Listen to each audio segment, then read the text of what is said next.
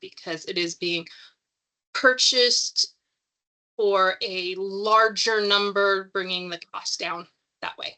So I was awarded one of them that I applied for with the ICAM grant in the amount of $578,400. So over $500,000 to go into this. And you guys are all doing amazing things. And if this is something that could benefit you, I would love to work with you to make that something that you guys can tap into and access, and that be less of a burden on you. So I think that's everything. If you have any questions, go for it. Thank you, Alyssa. That's amazing. Do we have anybody that has questions for her at this time?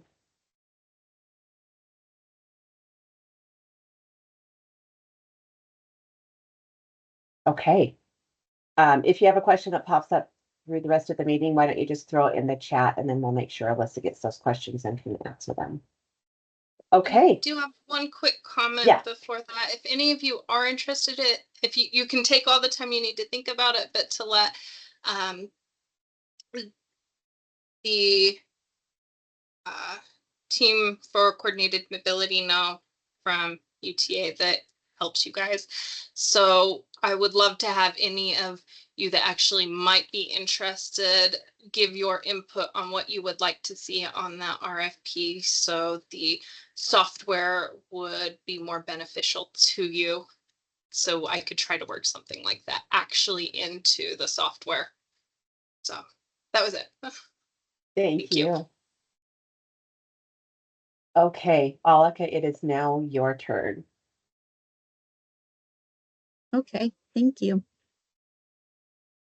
Let me get set up here.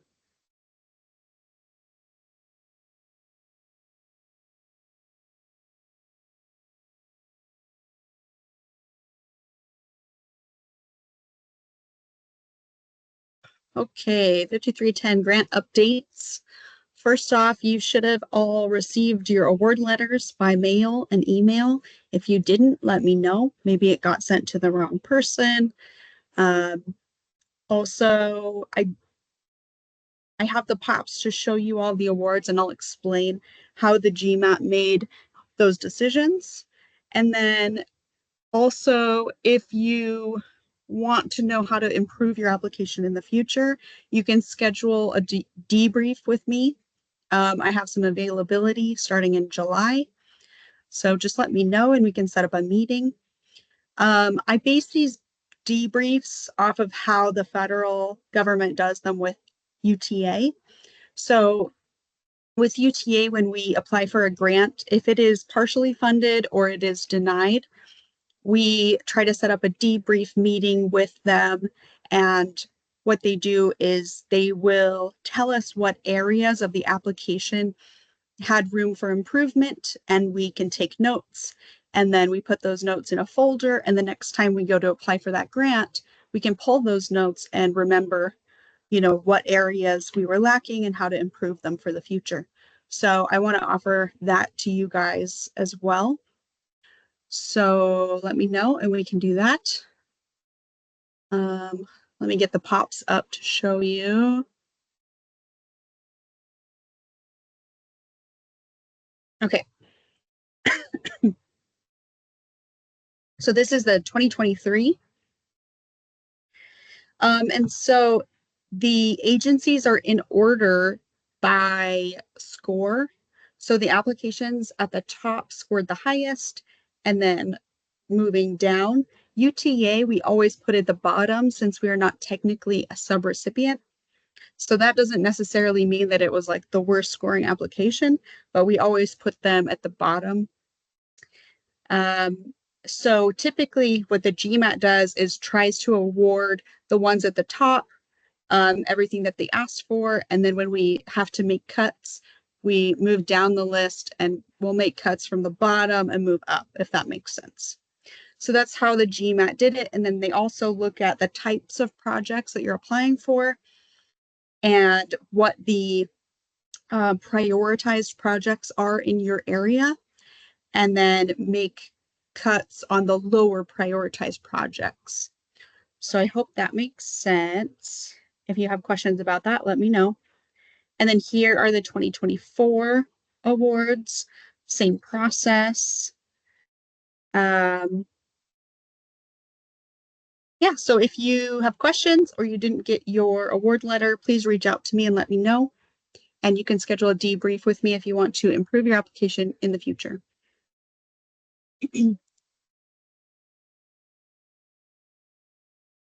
Also, the post-award training will be coming up. I believe I'm going to hold it the week of September 10th. Currently, I don't see anything on my calendar that week. If something changes, I will let you know.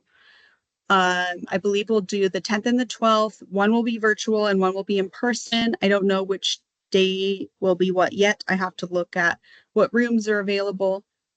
I do recommend that you send your staff to the in-person one if possible.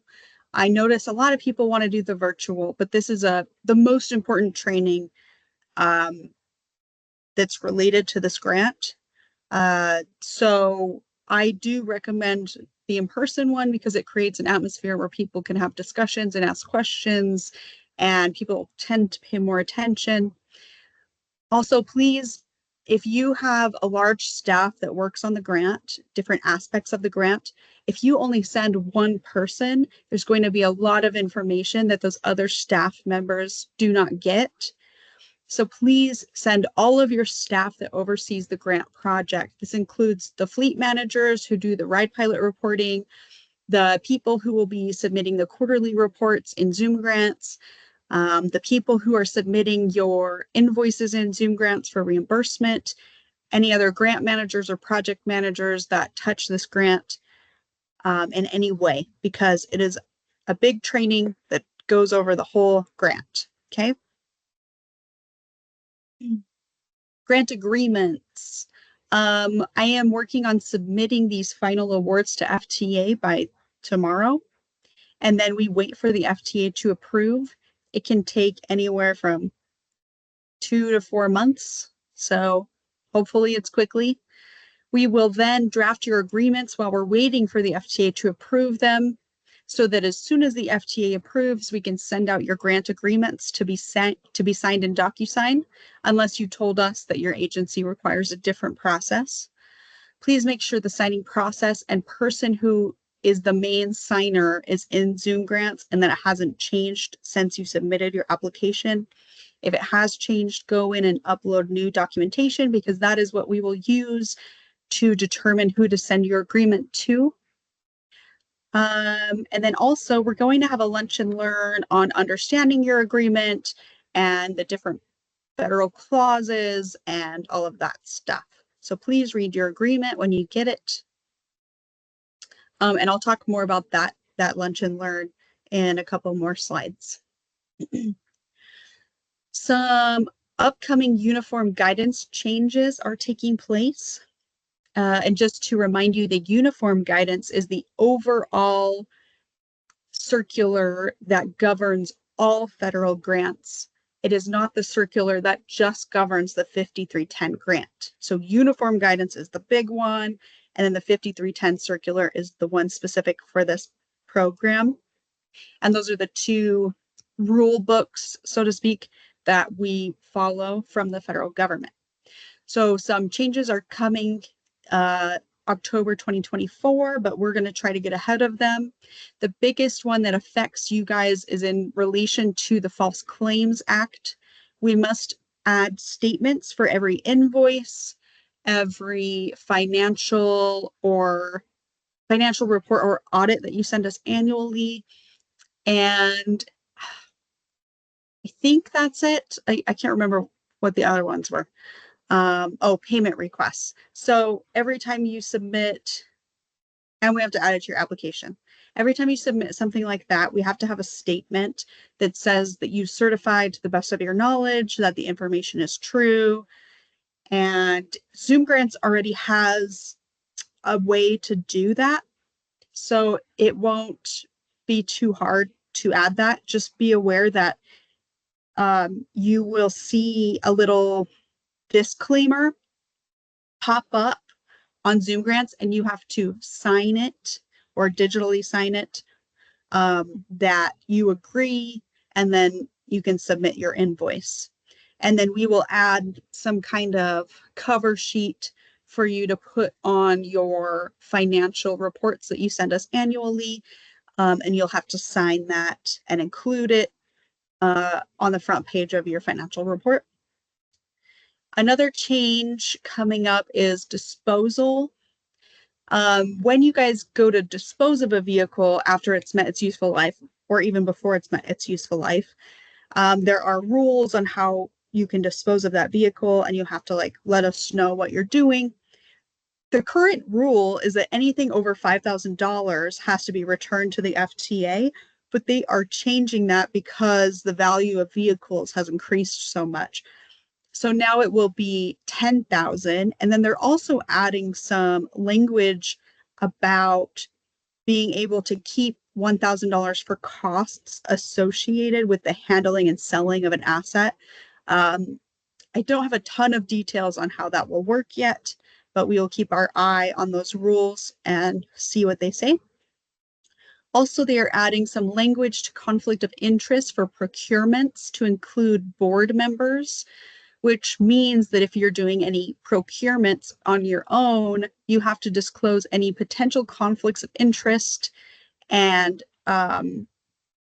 everything like that. Typically, UTA does procurement on your behalf, so it's not something that you have to worry about, but it will be language that we will be adding to your grant agreements. Moving on, just a reminder that the 2019-2020 amended year, to bring back your memory, that was the year of COVID. We had difficulties getting vehicles because of supply chain issues. Tracy and Holly at the time decided to allow subrecipients to submit different capital items to try to spend that money. So if you have not sent in all your invoices, please get on that. All of your purchases must be made before June 30th. So all the receipts that you submit must be dated before June 30th. No invoices can be submitted for reimbursement past September 30th. So you have 90 days to get in all your invoices, your final reports, and your closeout paperwork, which we can provide you. It's not, the closeout paperwork is just a sheet that is not in Zoom grants, but we can send it to you. You fill it out and send it back. But your quarterly report in Zoom grants, your last one, you need to click project complete, and that will probably be this quarterly report. So try to get all your invoices in, and then you can do your last quarterly report before July 15th. Make sure to mark your last invoice as this is the final invoice. And if you have questions, just reach out to me and I can help you with that. Also, here's a list of agencies. I looked really briefly, so this could be wrong, but I know Trista sent out some emails notifying people too. This is what was remaining. I saw that these agencies had some things left over. If you don't know if you can spend that money on what it says, let me know and I can look at that line item. Basically, each line item has a code that the federal government gives it, and I can look at the description and what code was used and let you know if there's anything else that you could spend that money on.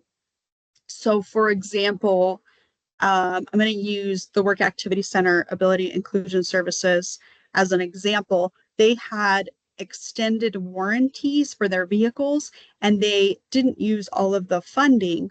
So when I went to look at how it was coded as miscellaneous vehicle support equipment. So because of that, they could then go look at stuff that they bought in the last year and see if anything was miscellaneous vehicle support equipment, and then they could send that in for reimbursement to try to spend that remaining money. So if you have questions about that, you're not sure, let me know. I will be happy to help you get those in. We want to get this money spent if at all possible and close these grants and be done with them. All right, moving forward, site visits this year. We will be sending out notices of site visits. If you missed it, we had a lunch and learn series recently on site visits, but you can go watch it on YouTube. Let me know if you need the link. Agencies that may receive one this year. I didn't look at the list of vehicle inspections. This is just the list of who needs a site visit. And I looked really quickly, so I hope this is accurate.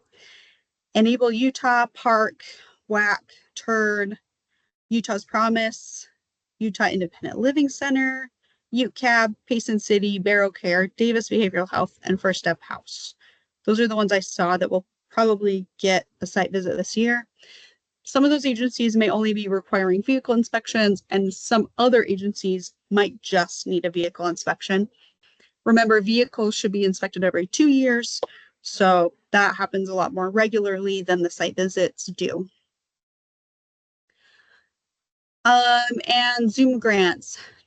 This is for the current grant, the federal fiscal year 23-24. Just a reminder that your budget tab is going to be updated as we're doing your grant agreements and we're putting in your budgets for your grant agreements. We will be making your budget in Zoom grants match the scope of work in your grant agreement. And that is why this application cycle, I had you do that budget document.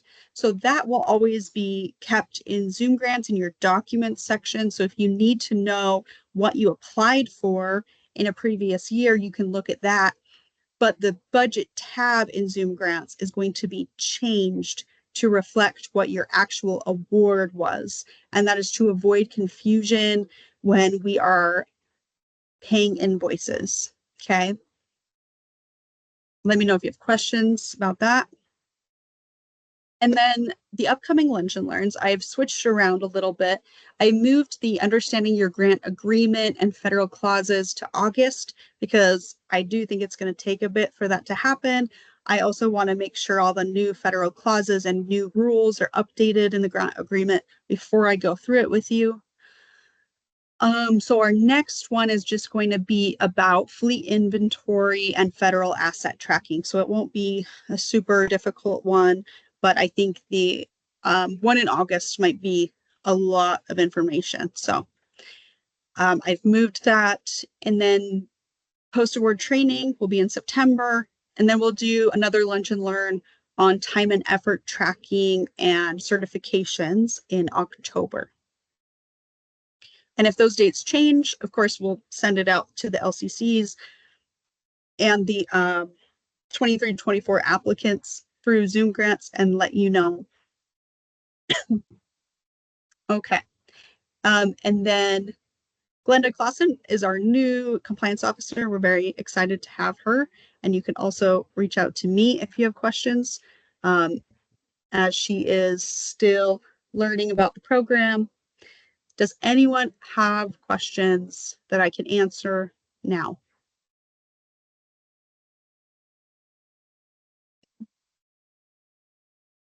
I don't see any little hand symbols. So I think I'm done. Thanks, Alika. Andy, did you want to see the spreadsheet again? Andy had asked if you could send the spreadsheet because you went over it so quickly, but is there something specific you needed to see, Andy? Or I can show it. I can bring it back on the screen. I was just going to ask if you can send it out, that'd be great, just so we can look at it.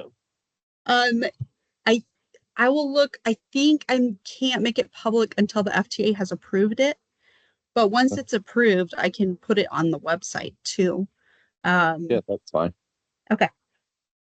Thanks. Yeah. Thank you. Any other questions before we move on?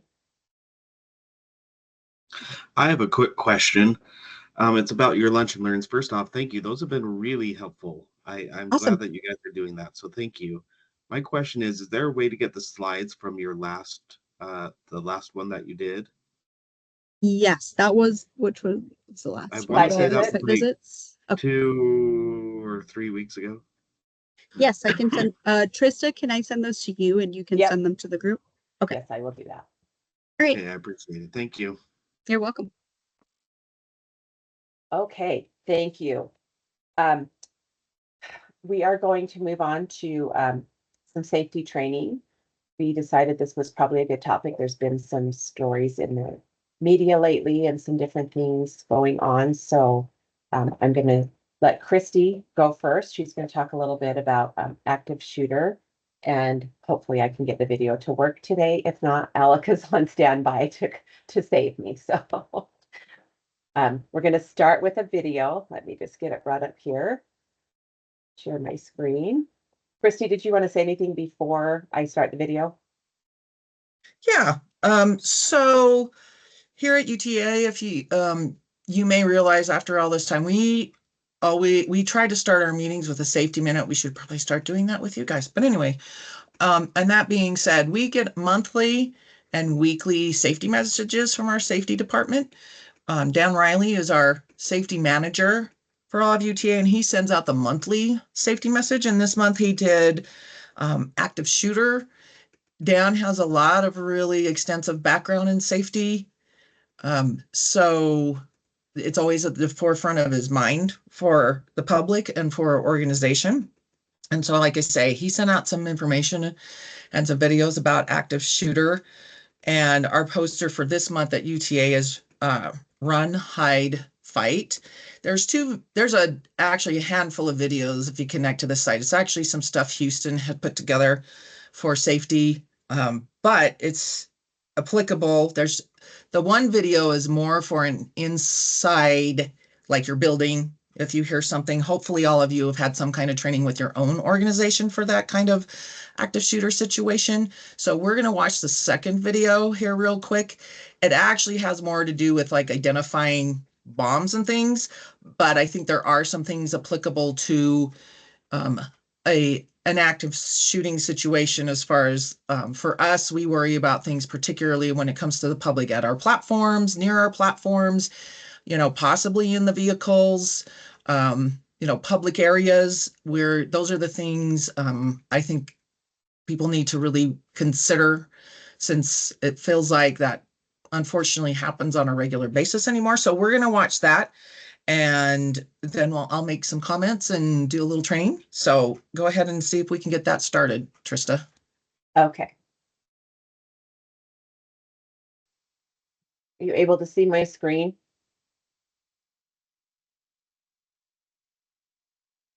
Yes.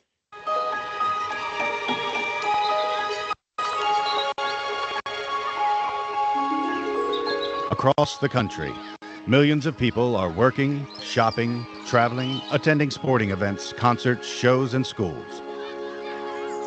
They are enjoying the American way of life. Freedom may be at the heart of America, but some of the things that make the country great also make it a target for those who want to hurt us. Our federal, state, and local governments are working hard to keep us safe, but we all play a role in securing our public spaces. And we are counting on you to do your part. Pay attention. Be aware. If you witness something that seems suspicious, don't rely on others to take action. If you see something, say something. How's your Jamie?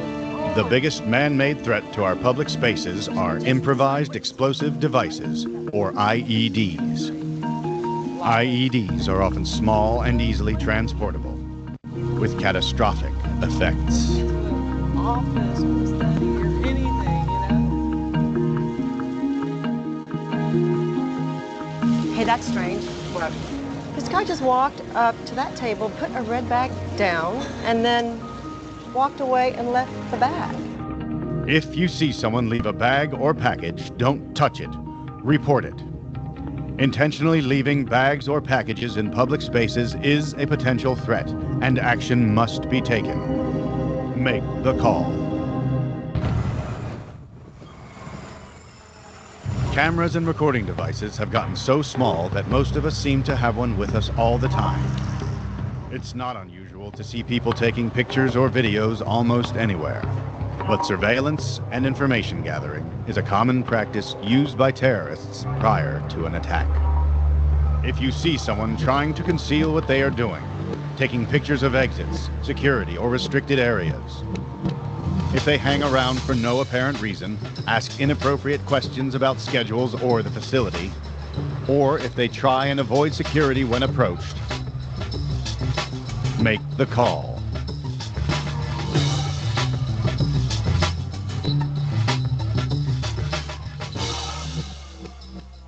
Fashion may follow trends, but people always dress for the season. If you see someone wearing heavy or bulky clothing that is obviously wrong for the time of year, carrying suspicious bags or acting extremely nervous, they may be carrying explosives or weapons.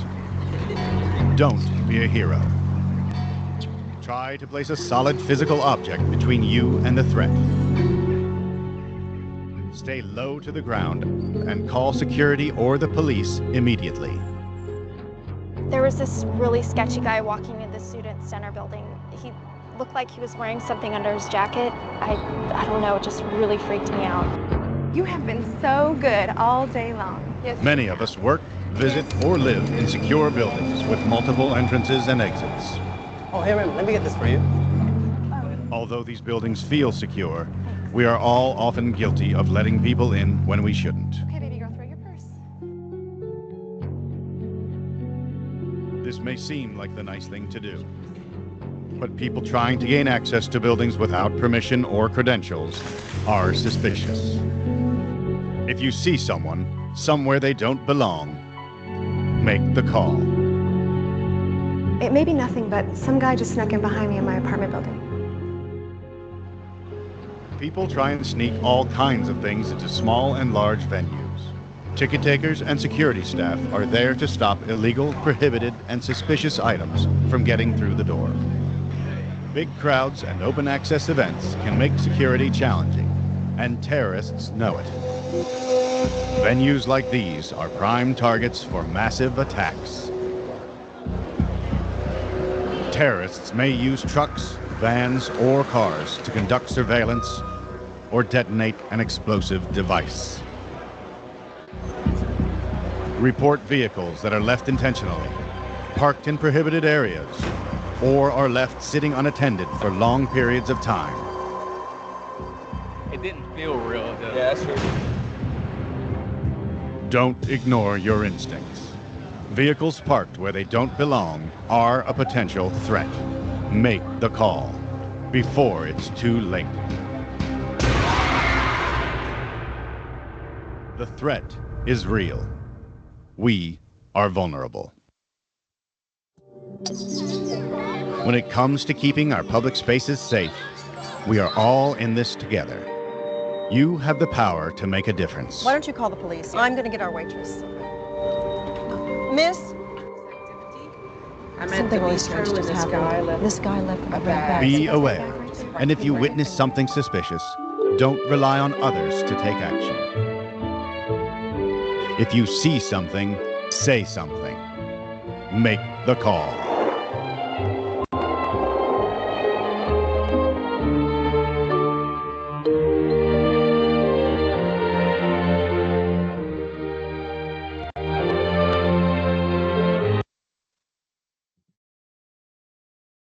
Okay, well, thank you guys for watching that. Some of you've already seen it. But that being said, as far as that particular topic, we have had an explosive at a station before. It was years ago at the gateway, one near the gateway. So it can happen. Transit authorities are often a target. Transportation is a easy target for those kind of situations, especially with a bomb. So nationally, transportation providers take that very seriously. I think the problem is sort of knowing, we have an extensive lost and found department, so we get things left on our vehicles all the time. So is it really a threat, or did somebody just accidentally forget their thing? Those are hard calls to make. So you have to sort of make a judgment call if you're in that situation. On the camera part on that, I think it's a little obsolete, right? We all have phones. People take cameras, people take video all the time. I don't know how applicable that would be, because it's just, I don't know how you would know if somebody was being nefarious or not. But I guess if, sometimes we do monitor our rail lines. We know if somebody who is not, if there's someone who is not supposed to be near our rail lines and is on our rail lines, we investigate that for safety reasons, for their safety, as well as the safety of our passengers. So if somebody's out of place, we certainly act upon that. The bulky clothing one, I think, is a little bit difficult because I don't completely agree with that video. We have a lot of service, particularly in downtown Salt Lake, where there's a lot of unhoused people. They tend to have all their stuff with them, or a lot of times they wear a lot of extra clothing because they just have nowhere else to put it. And so that's another one that's a tricky call, because they're not necessarily doing something suspicious as much as they just have an unfortunate situation. Be sure, you probably all learned this hopefully with your organizations. We take that when somebody comes in a door behind us and doesn't badge in, we call that tailgating. We try to avoid that here at UTA. So especially if don't know who the employee is, if we're not familiar with that person, they need to show their ID. We need, you need to make sure who's supposed to be in your building, And that's hard when you're open to the public, right? And you have customers and clients. That can be difficult, but hopefully, those are things that are somewhat under control. And then sort of the trucks part, that's happened too. I just went to Oklahoma City just a year ago, and they had a truck bomb, right, years ago, and it killed a lot of people, hundreds of people. And so people, unfortunately, these things can happen. Thankfully, those kinds of things are usually not very frequent. But, here at UTA, and especially when it comes to shooting, active shooter situations, we just had a situation on one of our stations. Now, it was what they like to classify as a targeted shooting. It was sort of a gang situation. But the problem with that is, if you're in our parking lot, if you're at our station, that doesn't mean somebody can't get hit by a stray bullet. Everything with run, hide, and fight is still very applicable, because, innocent people, you don't want anybody to get hurt, but particularly people who maybe are not involved in a specific altercation. And in those situations, especially at our stations, if there's a parking lot and vehicles, it might make more sense to run and then just hide, try to get cover, that kind of thing. We've had altercations at stations. Again, typically they're very targeted, but still nobody wants to get hurt by some stray thing or some incident they're not involved in. You have to be careful of knife situations. Unfortunately, we've had episodes with people definitely with knives. There's one in the news right now. I was upon a driver, I think up in our Ogden area. And I think that was a knife situation. We also had that situation on a tracks train just lately, they were beating on the door to our tracks operator, threatening because they had forgot to get off at their stop. Unfortunately, we can have, you have to be very careful at times on our system, because most of our customers, are just people trying to get to where they're going. But we also, because it's public transportation, we have a variety of customers, and some of those customers can be drug users. Some of those customers can have undiagnosed mental health issues. They can act erratically. So you really just have to be aware of your surroundings, and for your own safety. And then the see something, say something really is something Utah emphasizes on all of our vehicles. We have a number 801-287-EYES, which is 3937. That's on our vehicles. That's at our platforms, our stops. That's our UTA police. That is the quickest way to get action if there's something going on our properties or system. But if all else fails, call 911. They'll sync together with what we call the TCC. To get out and dispatch and try to take care of a situation. It's really, really difficult if you're on one of our vehicles, because it's just a really small space, right? And if you're not somewhere where the doors could get open to run, you're really forced into the hide and fight situations. You could hide behind seats. You could try to run to another car if you're on tracks, or maybe front runner, I don't know. But, you really have to use some common sense in your own judgment in those situations.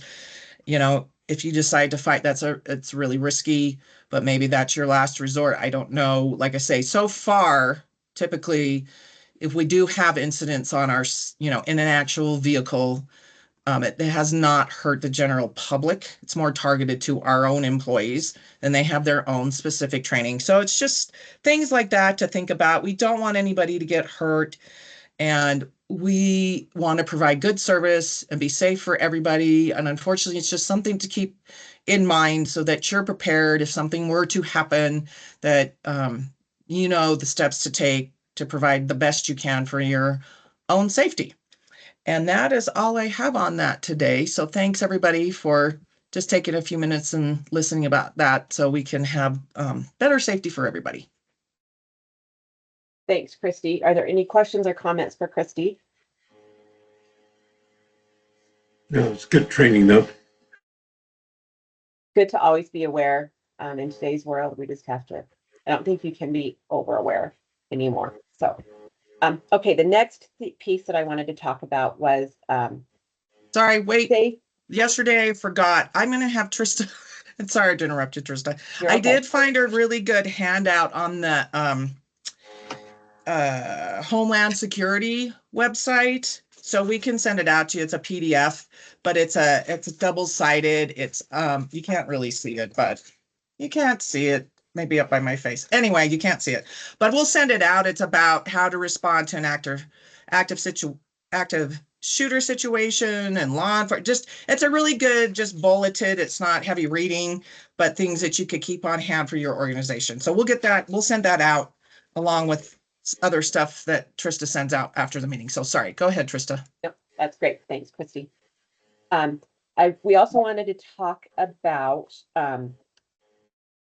the safety of non-ambulatory passengers in our vehicles. So I know a lot of you are more administrative and run the agencies or are grant professionals, but by show of hands, how many of you have taken some sort of driver training and had to actually drive a vehicle, pass off the steps that you expect of your drivers? You can either just raise your hand in the chat, or I can see most people on screen. So, okay, so it looks like a handful of folks. Thank you. How many of you feel like you fully understand what your responsibilities are as a driver, or the responsibilities of your drivers towards the passengers? So, okay, Ryan, I expected that hand to go. Okay, Susie, good. I think I saw John's hand go up as well. So, if you had a passenger who uses a mobility device, and you're having them get on the vehicle, is it acceptable to just grab a hold of their mobility device and move them, or is there something else that should be done?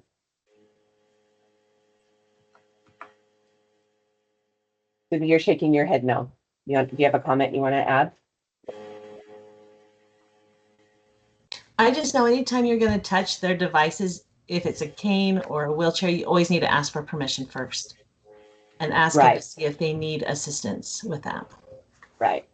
I think it's important that we remember a mobility device is basically an extension of the person. So grabbing hold of that without asking permission is like somebody just grabbing hold of us and moving us by the arm without our consent. So it's just really important that we take into account and remember those things when we're assisting individuals. If that same individual, if you want them to move from their wheelchair into a seat on the vehicle and they refuse, what is the proper procedure with that?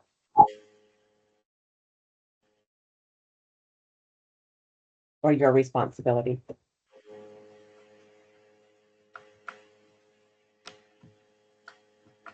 Susie, is your hand still up from the last one, or are you raising again? But someone else can answer, because I have a tendency to like to talk. I just know that you need to have a policy and procedure set up within your company of what your ADA rules are. And once those are in play, then you have a leg to stand on. So if your rule is that they have to wear a seatbelt in your car, which I know according to the RTAP training and some other training I've had, that's not, they don't have to by law wear a seatbelt, but I know in our company that is a company policy. And if they choose not to want to do that, then they don't have to come, they don't have to be a client for, we don't have to transport them. They don't have to work with us. Right. If you have that policy in place, you can deny service if they refuse. Yes, But- and it's the same with also with them moving from device. As long as we've got that in place, and they understand that. The hard thing we have with some of our clients is not all our aides are in a position where they could actually help a client get from one device to another. So we really need to make sure we know that up front, that that is in play, so that we have the right staff in place to help accommodate that. Because like I said, I've got some drivers that don't want to touch an individual. They just want to be I mean, they'll hold their hand or things like that, but if it's actually helping to assist, then we need to make sure we know that up front before we send a driver out. Thank you. Ryan. So I was going to say that there are certain aspects there that I think are good practices, and that's the education of the rider on why that may be a safety issue, right? And there's always an opportunity for communication and education on why that's a good thing. Now, and we're public transit, and so if somebody refuses, say, for instance, that lap and shoulder belt, then we're going to honor that for them not to wear that. That doesn't mean that we shouldn't be saying, hey, this is a recommendation and it's a safety issue, and having that conversation with the rider. I've also seen some trainings, for example, if you have cameras on your buses and if there isn't audio there, but somebody refuses that lap and shoulder belt, the operator could always look up and say, make a motion to acknowledge that was offered, but it was refused. So there are some things that you can do in those circumstances that could be beneficial to your agency as well as the passenger. Thank you. What are some of the obstacles that you as an organization have encountered when it comes to securing mobility devices and making sure that the passenger and the device are safe?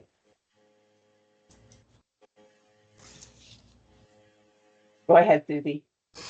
I saw that smile. We have some of our vans have the restraints are almost like a dial where you can dial the tightness, and sometimes those will loosen and give more play. Then I have some that are like a fixed where you just hit the little red button and it just pulls it out, but it keeps it tight. So we have found that some of the queue restraints are better than others, and so we're changing out the ones that we feel are better, because some of our clients get even, I mean, they're very vulnerable being in a wheelchair and then being in a vehicle, and they really are at the mercy of us as a company, as a driver. And so some of them get really nervous when there's too much play in those queue restraints. And so we try really hard to make sure that they feel secure and safe. Thank you. Anybody else? Ryan? To echo what Susie just said on the restraints and getting those as tight as possible.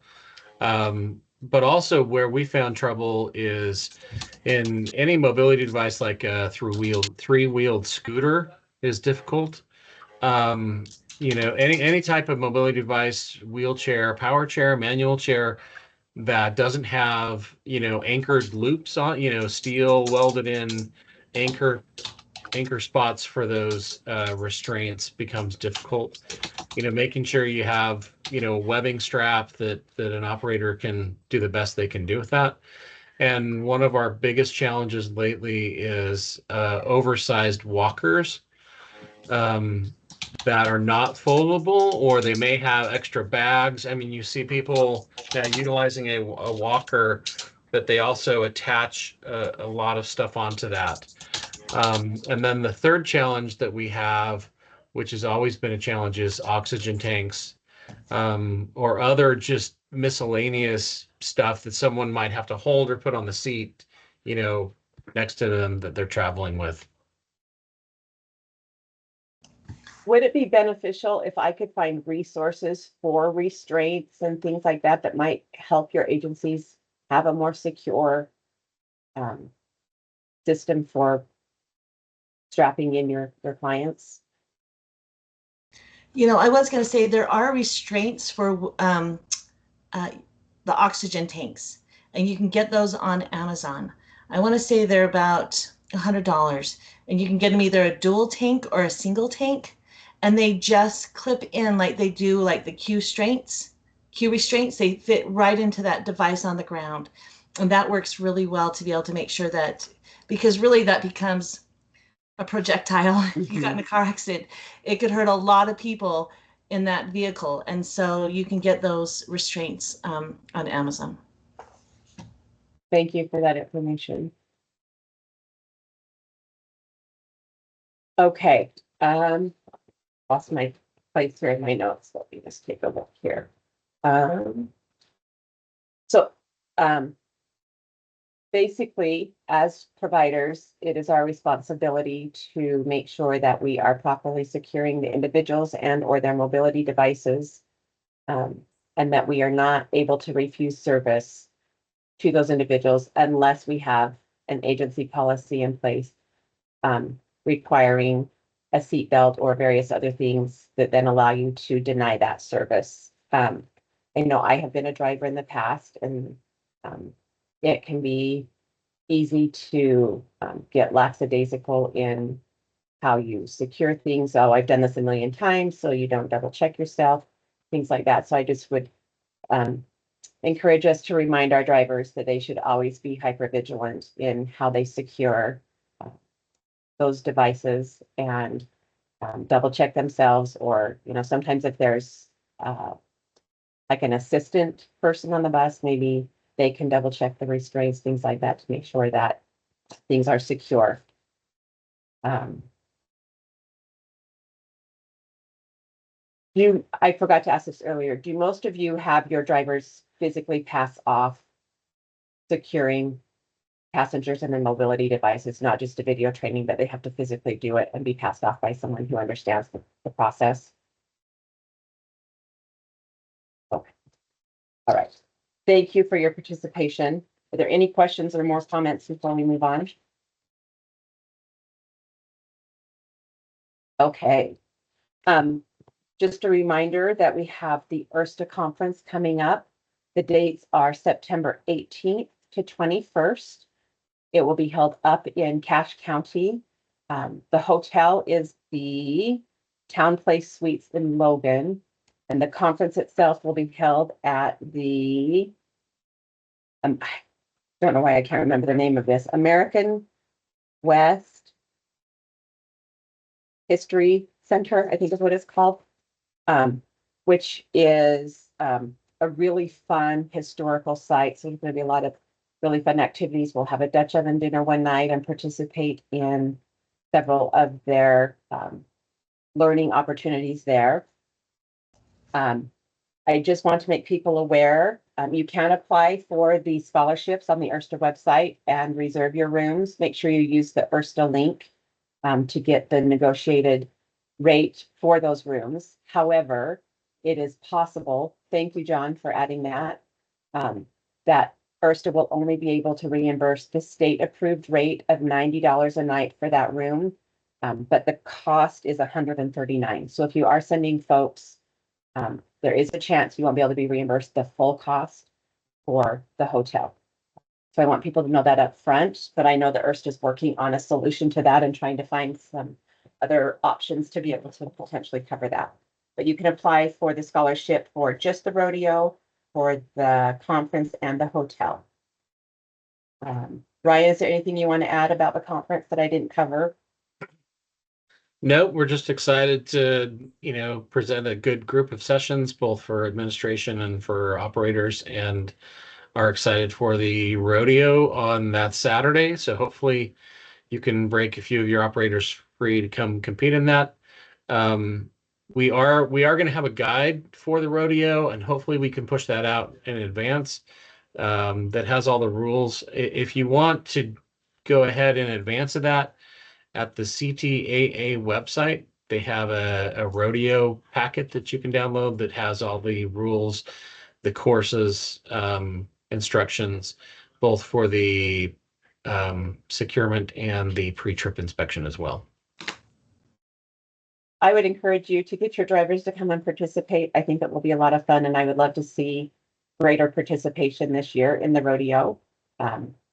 I got to talk to a driver who just went to the National Rodeo at CTAA in Florida. He had a really good experience, enjoyed it. I don't know how well he did, but he said it was fantastic and really had a good time. So if your drivers are the winners of that, they would also have that opportunity. So lots of fun potential for that. I just want to say one thing. Last year was the first time I ever went, and I regret not going sooner. The information there was incredible. I came home at the end of the conference with just tons of homework, things that I could make my company and my drivers better and safer. And so if you've never gone before and you don't know what to expect, I'm going to tell you it's the best thing ever. It was fun, but it was so informative for both admin and also for like your drivers and dispatch. So if you haven't gone, just go. You will love it. Thank you, Susie. It is definitely worth it. It's a great organization that a lot of us volunteer our time to participate in because we believe in its mission and what it has to offer. So yeah, come join us. It'll be a lot of fun. Any other comments or questions? Looks like we're going to end a little bit early today, but I wanted to make sure we've covered everything. Not seeing any hands raised. Alika, Christy, Glenda, do any of you have anything you want to add? Okay. Thank you everyone for being here. We appreciate you very much.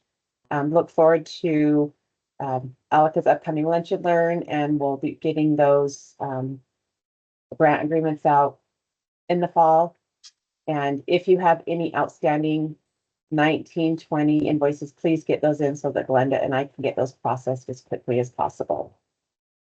Thank you, everybody, for your time. Have a great day. Thank you. Thank you. Thank you. Yeah.